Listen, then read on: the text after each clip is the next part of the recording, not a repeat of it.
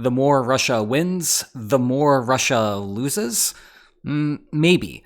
Last we checked in on the war, Russia was clearly on the initiative, and it was not obvious how Ukraine was going to mount a long-term response, short of a significant influx of aid coming from the West.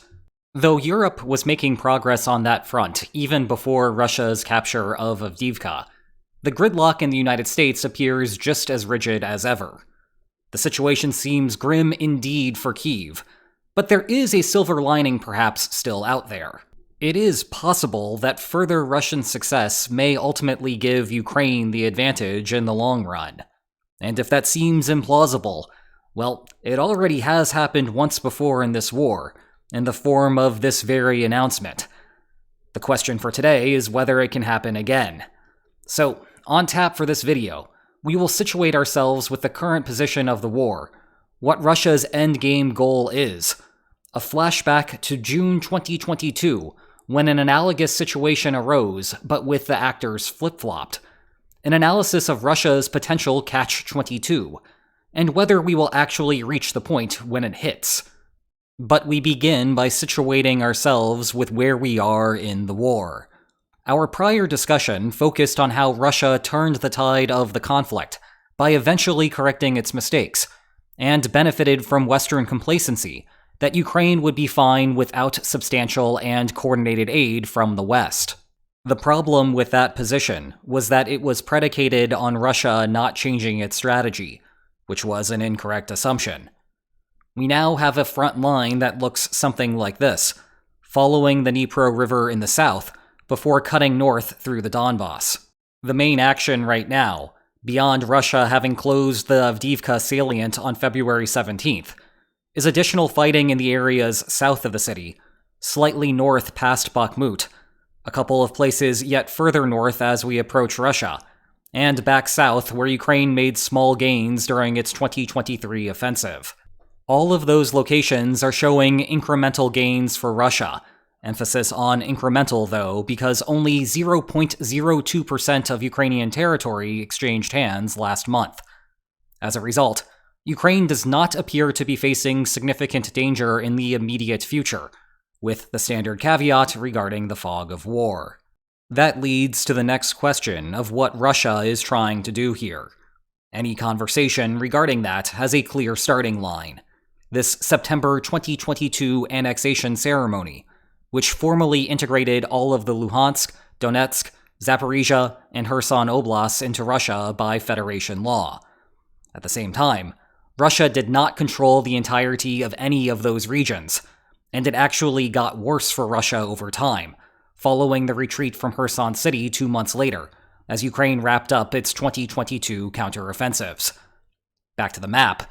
The border that appears in updated Russian textbooks is like this, whereas the actual line of control remains like this. Now, at the risk of doing my best impression of a Kremlin whisperer, politically speaking, it is hard to see how Russia will not try to get to at least all of Luhansk and Donetsk. Russia's first priority in the war was to build a land bridge to Crimea, for the purposes of creating better supply lines and establishing greater control over Sevastopol and its valuable naval base.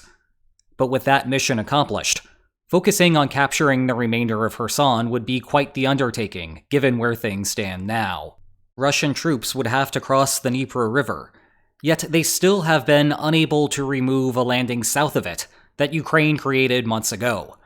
Side note, I know I seem to say this every couple of weeks, but it remains astonishing to me that neither has Russia collapsed the position, nor has Ukraine expanded it to make the situation more tenable on the blue and yellow side. In any case, and moving along, let's go back to Luhansk and Donetsk. They were the sites of those Russian-sponsored People's Republics, and the Shadow War that stretches back to 2014. Both contain substantially higher percentages of ethnic Russians than do the regions in the south. Meanwhile, along the current line of control, Zaporizhia remains the wild card. Part of it is protected by the river, but the Dnipro has a crook here, and Zaporizhia city is off to the side. Moreover, this is one of the vectors that Russian troops are currently working on. Whether Moscow just sees it as a weak spot following Ukraine's advance there last year, or it is happening because Russia intends to push much, much further, remains unclear.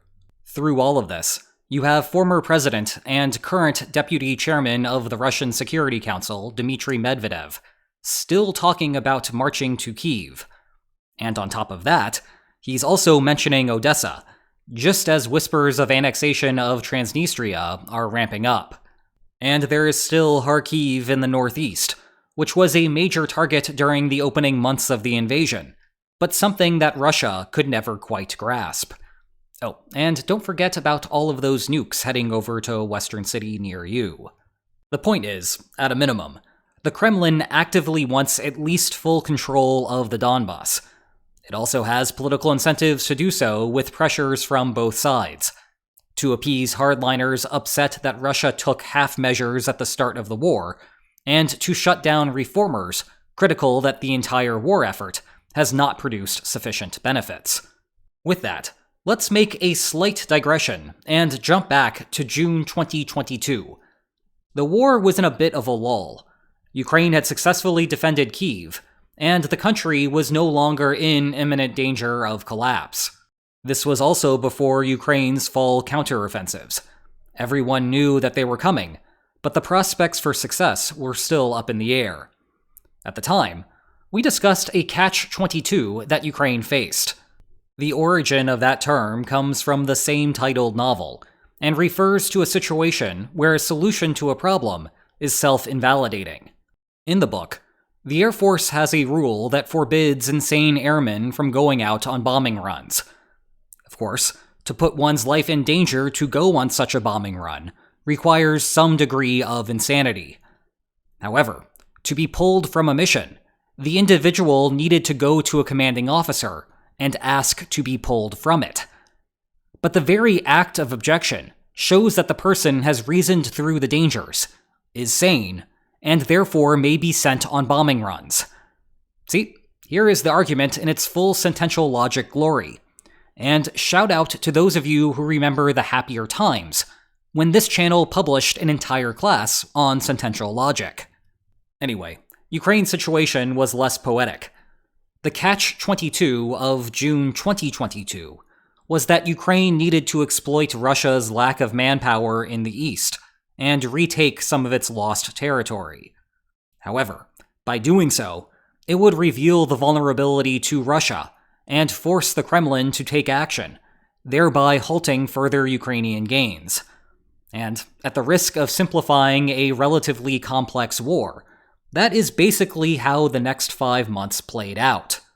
Ukraine's rapid advances around Kharkiv in September forced the Kremlin to begin a large-scale mobilization, announced here on the 21st. Putin's popularity briefly dropped as a result, which is part of the reason why he was trying to avoid a major mobilization in the first place. Nevertheless, the response worked. By the end of November, following a final hurrah in Kherson, Ukraine no longer had an easy path forward. Russia's countermeasures have dictated the direction of the conflict ever since then. But now, in a bit of poetic symmetry, it seems that Russia is at risk of hitting its own catch-22. To understand why, we again need to get into the mechanics of this war. One of the main reasons that Ukraine stalled out, and then things reversed course, was due to complacency in the West.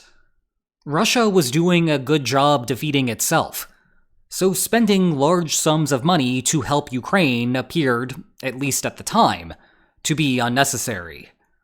However, the cracks in the theory formed as Ukraine's 2023 offensive barely moved the line.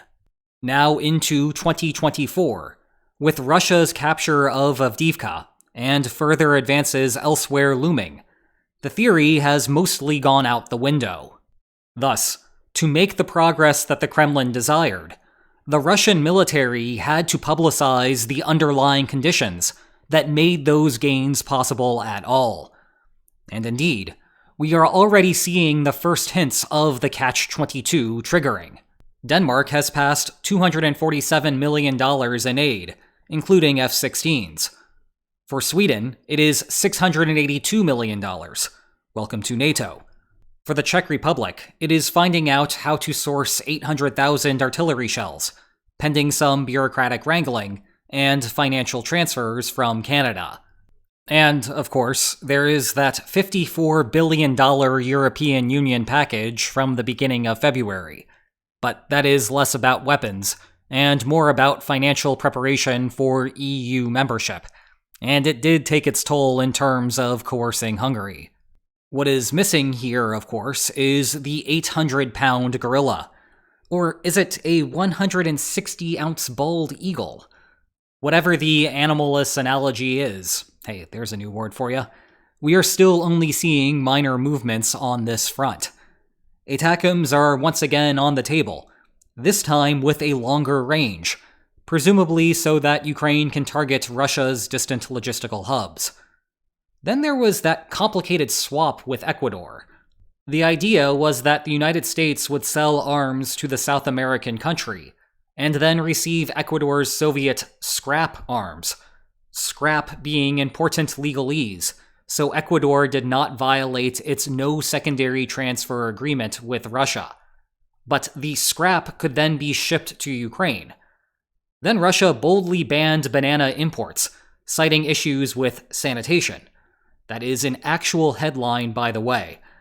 Then, like magic, the agreement fell apart.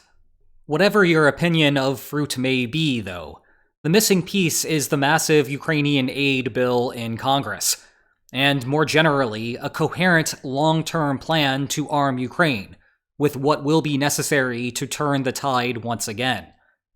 After the Cold War ended, the West shifted much of its defense industry to a just-in-time manufacturing plan.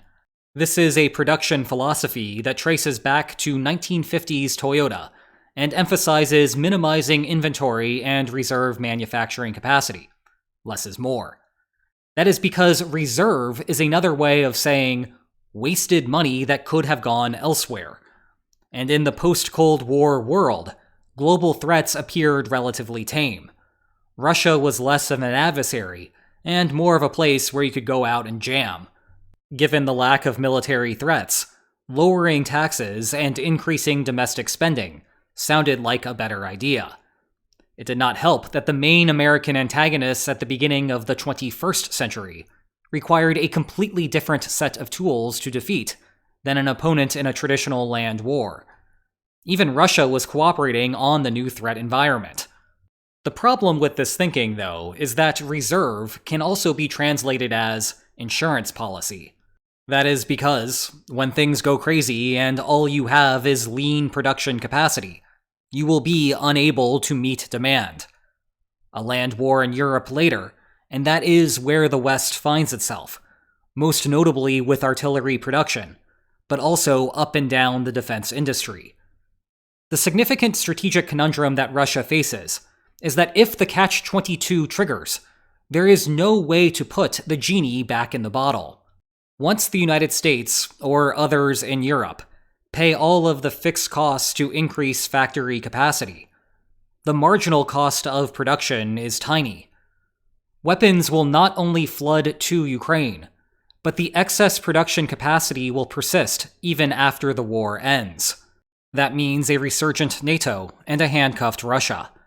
To paraphrase a quote that is often attributed to Japanese Admiral Isoroku Yamamoto following the bombing of Pearl Harbor, but is actually from a movie, Russia's offensive will awaken a sleeping giant and fill him with terrible resolve.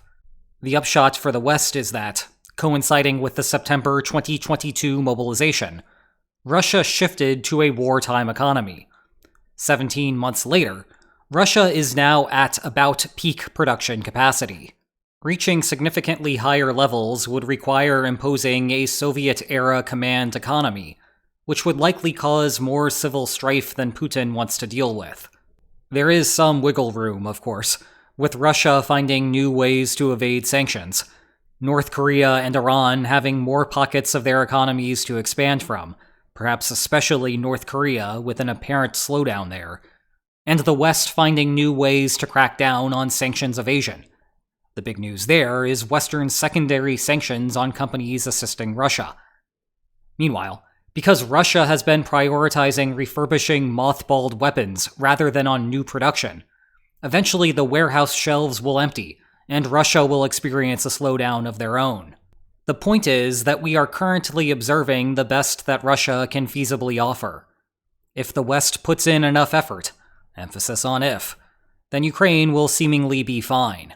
One caveat, though. Just as it took Russia more than a year to reach peak capacity, there will be a long delay. Perhaps not as long of a delay, but a long delay nonetheless, between when the West reorients itself and when Ukraine begins to see the benefits on the battlefield. That leaves us with a critical remaining question.